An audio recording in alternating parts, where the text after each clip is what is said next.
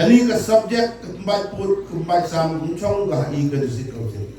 Handai ka dito ka subject yang state government. Rangkat ka di Raliang. Ciruk-ciruk ba ikan ka district council.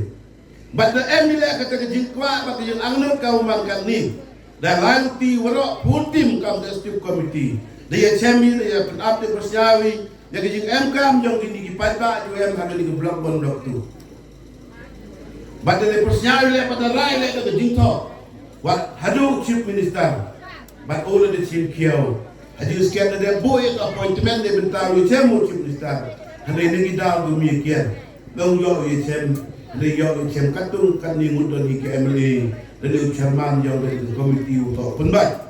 Yang pun usaha haba apa kenika. Hal ini apa kenika district yang ini.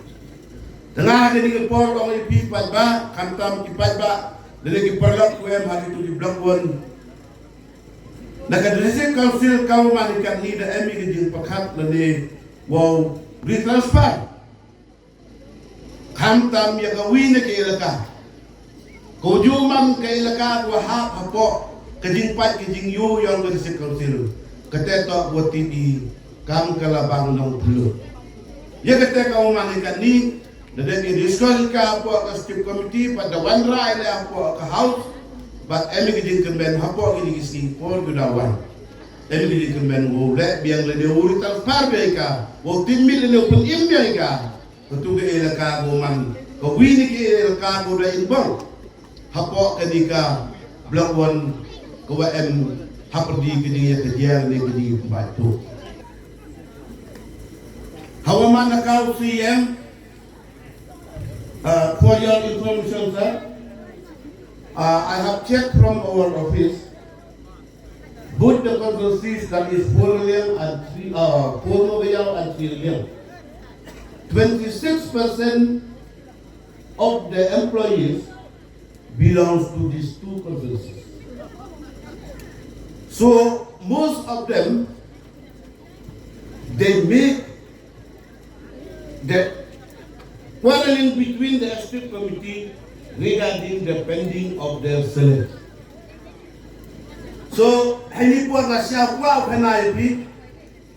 Lagi khatsan manay katulop kawadasa hakin gipon kududet.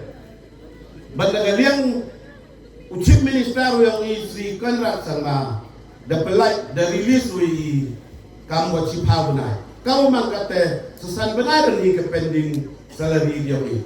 So now I would like to request you, I like to inform you, only 5 months left, the pending salary is to be paid. So I hope that within these few months before the month of December, I request you to release all these pending salaries who are lying with the staff, so I can make a canvas directly to this 26% of the employees of these two consultancies. That is my target in this election.